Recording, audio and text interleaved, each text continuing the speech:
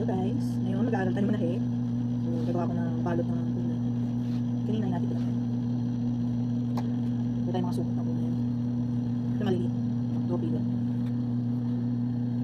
Mag-is lang guys, para meron naman tayo pagkibahan dito sa baka. Hali naman matuto ako.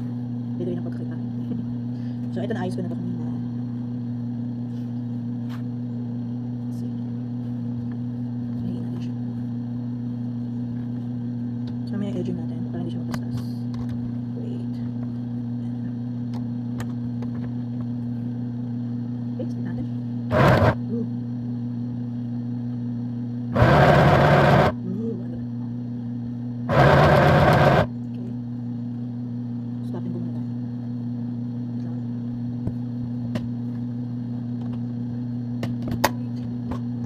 Double tayo.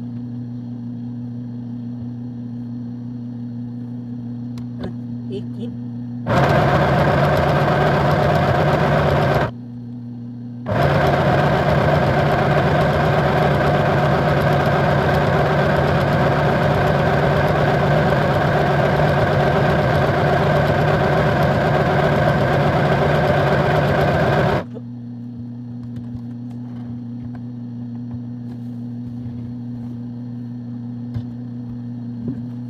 Guys. I-adjust naman natin yan para hindi lang siya stress. Diba? Pwede mo na ito inyo. Bago natin siya i-edging. Bago pa ito.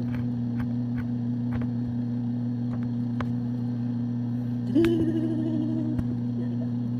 Edging mo natin siya. So pag i-edging, papalit tayo ng isa.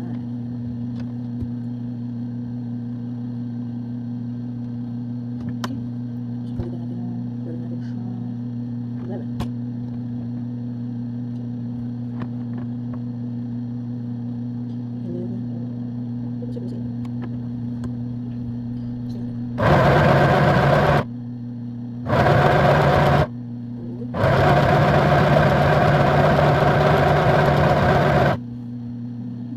Ito masyado mo lang. Wait.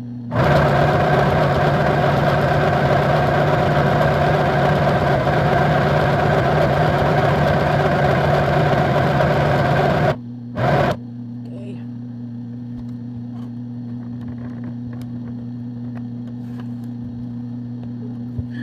So kasi daw marunong mag-edging. Pero ayan. Para daw yung tahinga at hindi magpastas siya tulo. Oh, diba? Wait. Ilan di ba tayo? Patapos ako ng isang side. Let's see.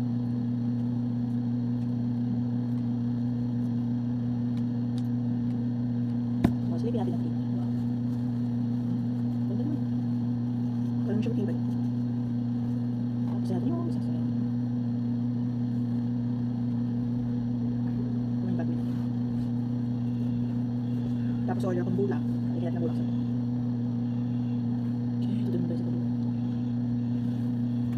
Di ba tayo kasi? Ang ating kasing bigay ay may papuro lang. Okay, balik tayo sa stitch number 1. And that's stitch number 1.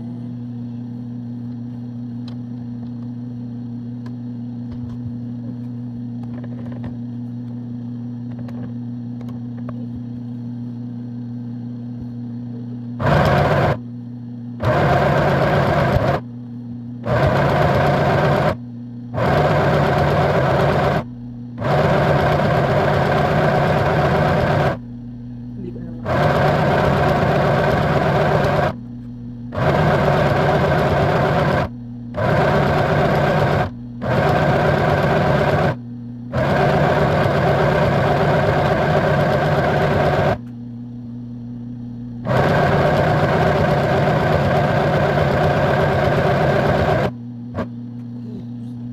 Okay.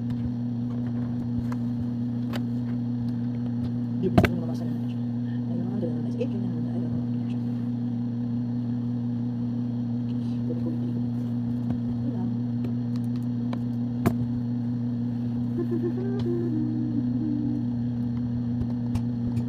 Okay, tayo. Let's start again. 11.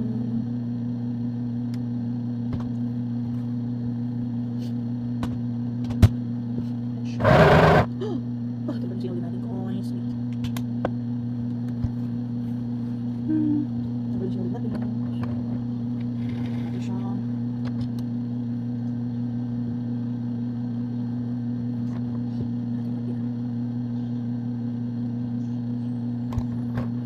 Yung kailangan natin ma-master dito, yung hindi tayo malamutan ng slow limit.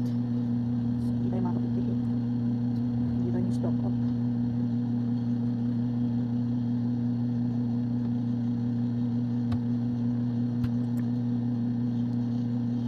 So kung malabo kasi yung mata ko, gamit talaga ako nito. Para mabilis pumasok sa bukas. Okay. Ready tayo.